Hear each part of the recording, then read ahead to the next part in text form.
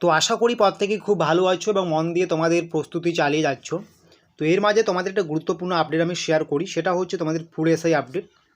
তো ফুড এসআইয়ের যে পরবর্তী যে আপডেট আসার কথা সেটা কিন্তু হচ্ছে 31শে জুলাই। 31শে জুলাই তোমরা কিন্তু এটা অলরেডি জানো প্রত্যেকে, ঠিক আছে? 31শে জুলাই। তো ইতিমধ্যে কিন্তু বিভিন্ন জায়গায় একটা খবর ভাইরাল হচ্ছে যে 31শে জুলাই কোনো কিছুই হবে না, এটা আরও ঝুলে থাকবে কয়েক বছর। মানে এটা ডেটের পর ডেট আসবে, ডেটের পর ডেট আসবে, এই 31শে জুলাইও কোনো কিছুই হবে না। আরও কিন্তু 31শে জুলাই কলকাতা হাইকোর্টের পক্ষ থেকে কিন্তু আরও কিছু বলা হবে, যেটা কিন্তু হয়তো আরও সময়টা বাড়িয়ে দেওয়া হবে, বা পিএসসি আরও এটাকে নিয়ে অনেক দিন ঝুলিয়ে রাখবে। এইরকমই কিন্তু আপডেট আসবে। 31শে জুলাই যে আমরা একটা ভেবেছিলাম হয় ক্যান্সেল হবে নাকি রি এক্সাম হবে, সেটা বলে একদম খাতা দেখার বা ওএমআরসি চেকিং করার একটা কার্যকলাপ শুরু হবে, সেটা হওয়ার সম্ভাবনা নেই। এইরকমই কিন্তু চারিদিকে খবরটা ছড়িয়ে যাচ্ছে। তাহলে কি সত্যি 31শে জুলাই সেরকম কোনো আপডেট আসার সম্ভাবনা নেই? তোমাদের আমি এটাই বলবো। দেখো, তোমাদের একটা কথাই বলবো, নেগেটিভভাবে চিন্তা ভাবনা করলে তো সমস্ত কিছু নেগেটিভ হয়। তো এতদিন তোমরা যখন অপেক্ষায় থাকতে পেরেছো, তো আশা করি হাতে আর দুদিনের মতো সময় আছে, এই দুটো দিনও তুমি অপেক্ষায় থাকতে পারবে। এখন রিক্রুটমেন্টটা ঝুলে থাকবে কি না এখন বলা যাচ্ছে না, সেটা আমরা কখন বলতে পারবো? বছরের পর বছর ঝুলে থাকবে এটা অনেকেই বলছে, সেটা আমরা বলবো 31শে জুলাই। 31শে জুলাইয়ের পর আমরা কিন্তু বলবো যে রিক্রুটমেন্টটা বছরের পর বছর ঝুলে থাকবে কিনা। 31শে জুলাই না আসা পর্যন্ত কিন্তু আমরা এটা বলতে পারবো না, ঠিক আছে?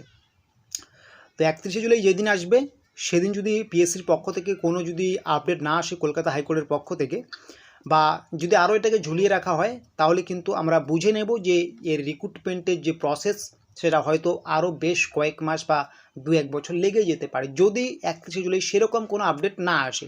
এবং 31শে জুলাই যদি এইরকম আবহাওয়া থাকে যে 31শে জুলাই বের হলো না, কিন্তু আগস্টের 10 তারিখ 5 তারিখ বা 10 তারিখের আগেই বের হয়ে যাবে, তাহলেও কিন্তু আমরা আশাটা রাখবো। কিন্তু 31শে জুলাই না আসা পর্যন্ত আমরা কখনোই বলতে পারছি না যে এই রিক্রুটমেন্টটা, পিএসসির যে ফুড এসআই রিক্রুটমেন্টটা আরও 2 বছর 3 বছর 5 বছর লেগে যাবে, এরকম যারা অনেকেই বলছে। এইরকম টাইমের পর টাইম, ডেটের পর ডেট আসবে, এইরকম কিন্তু এখনই এই মুহূর্তে দাঁড়িয়ে আমরা বলতে পারছি না। তার জন্য কিন্তু 31শে জুলাই অপেক্ষা করতে হবে। এবং লজিক্যালি কথা, যদি 31শে জুলাই কোনো আপডেট না আসে তবুও হতাশার কোনো কিছু নেই। যদি আবহাওয়া বা যদি একটা কিন্তু সম্ভাবনা থাকে যে 31শে জুলাই হয়তো কোনো কারণবশত আসলো না, কারণ আজকে তুমি বেঁচে আছো, কালকে তুমি বেঁচে থাকবে কিনা তুমি নিজেও জানো না, তাই না? তো কলকাতা হাইকোর্ট বলেছে 31শে জুলাই, তার মানে 31শে জুলাই আসবে একদম টাইম টু টাইম, সেরকম কিন্তু না। তবে অবশ্যই একটু তাড়াতাড়ি আসার একটা ব্যাপার রয়েছে। এখন 31শে জুলাই বলে যদি 2025-এ আসে তাহলে তো সম্ভব না, তাই সেটা। তো 31শে জুলাই আসলো না, হয়তো সেটা বলছি যে 10ই আগস্টের আগেই চলে আসবে।